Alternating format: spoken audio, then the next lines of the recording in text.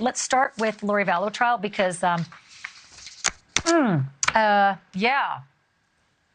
This might be one of those days where I should take back what I said about not having a camera in the courtroom, because the audio alone made me cry and made me sick.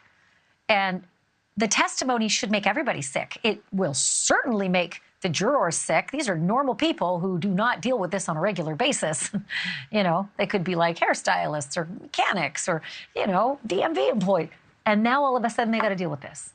Pictures being shown of little kids mutilated and rotting, allegedly at the hands of their mothers, sitting just a few feet away from them, I might add. Imagine taking your eyes off the disgusting globs of flesh in the photographs you're being forced to watch as a juror and looking across the room at the woman. The prosecutors say, she did this. They're her kids. She didn't want them anymore. It's hard to imagine what the jurors went through. Those two little kids on the left, seen with Alex Cox, Uncle Alex, behind them. Yeah, he's dead now, but he is also alleged to be one of the killers. And this is just weeks before they died, that picture. They were on a little family vacation, Yellowstone Park. Tammy Daybell, the one on the right, yeah, she was the long-suffering wife of Chad Daybell. She had to go if Chad and Lori were going to get married. They planned that marriage, by the way, well before she was dead. So these little kids here, seen in better days, J.J. Vallow, Tylee Ryan, brother and sister, the evidence was all about them today. And Detective Ray Hermosillo was the only witness, he was the only one needed today to tell everybody what happened to these kids.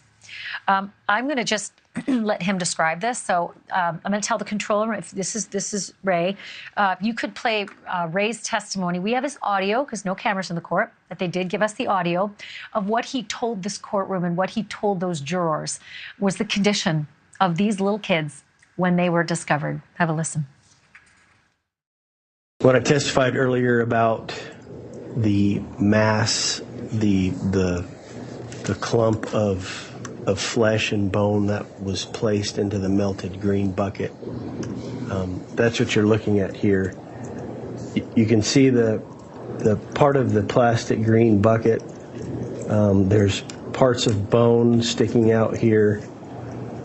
This area here is all burnt flesh, fatty tissue. There's organs that weren't completely burnt through all the way, like it was just placed in the bucket and kind of stayed there. So we dug around that bucket the best we could.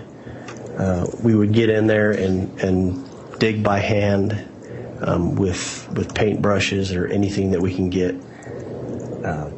Underneath this bucket, you can start seeing the partial remains of a human skull underneath the melted bucket.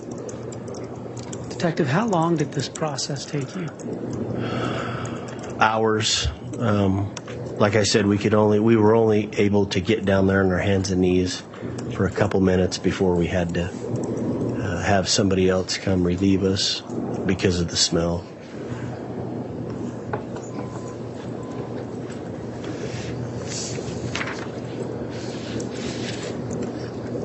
Detective, what did you observe in State's Exhibit 11E?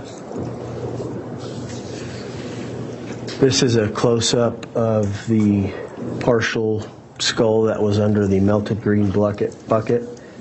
It was a plat bucket, and you can see the white lettering.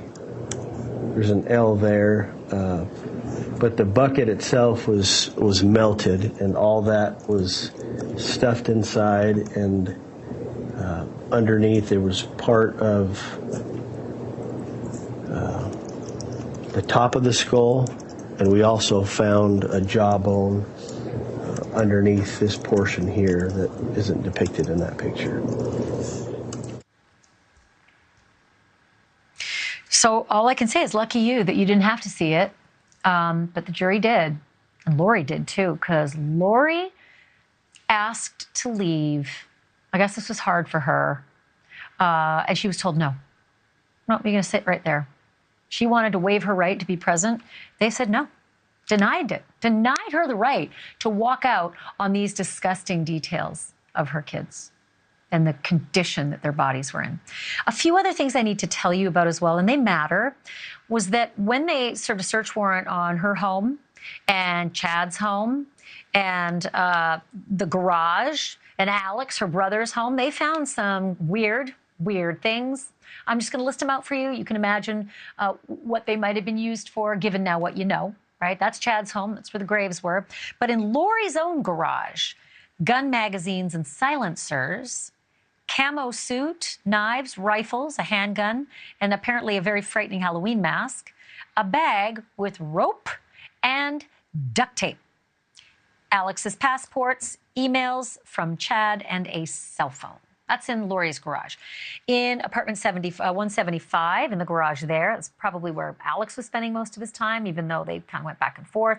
Guns, Army-type knives, empty magazines, various weapons. In Alex's closet, and here's an interesting find, hazmat-looking white suits.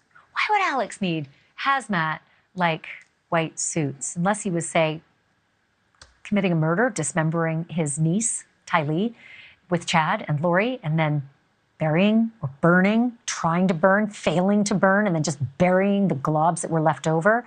Maybe that's what the hazmat suits were for. The one thing they didn't find was a lot of personal effects because they left.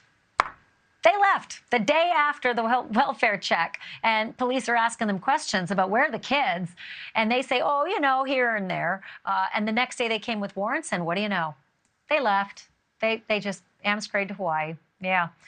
That's a little shifty, too. I agree. So I want to bring in right now from outside the Ada County Courthouse, Lauren Mathias, the host of the Hidden True Crime podcast, and Gigi McKelvey, host of the Pretty Lies and Alibis podcast.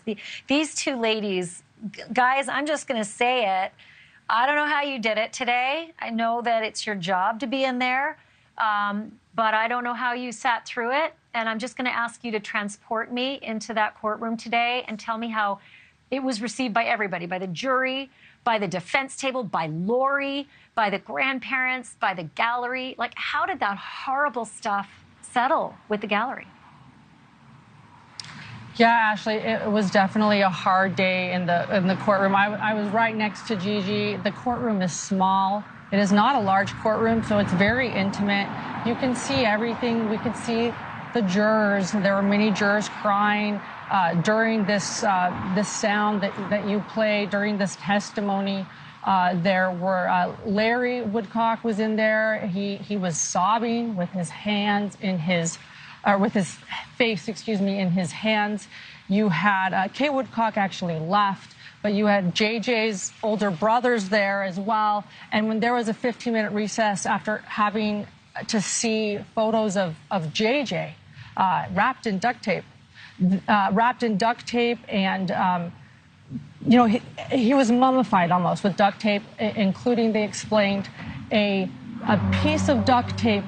After they took a garbage sack off of his head, they had a piece of duct tape from jawline to jawline on his mouth.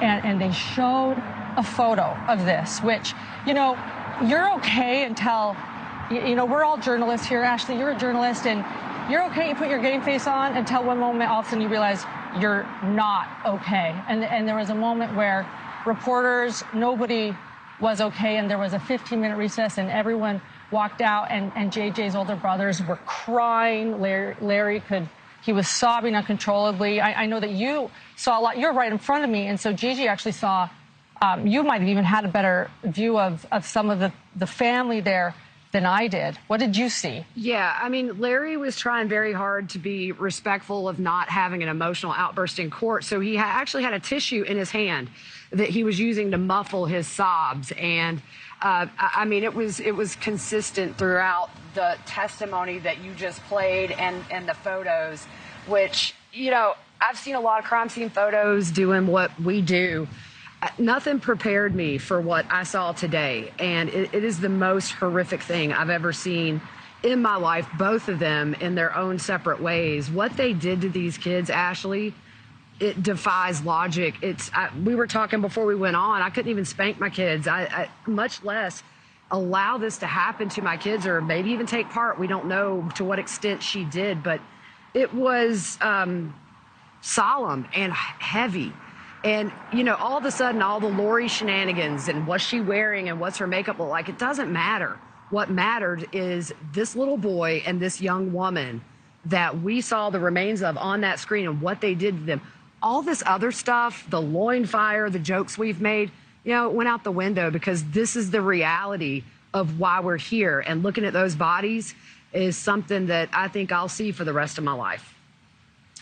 I know you are both moms, and so I send you my great thanks for doing this job today. This is one of those times when it really isn't what you expect, and it doesn't leave you. So thank you guys, and I appreciate your analysis today as well. And I look forward to you continuing to transport us there, because without that judge allowing a live feed, we're all in the dark. So it's your brave work today to take us into that trial. Thank you both, Lauren Mathias and Gigi McKelvey. Appreciate it.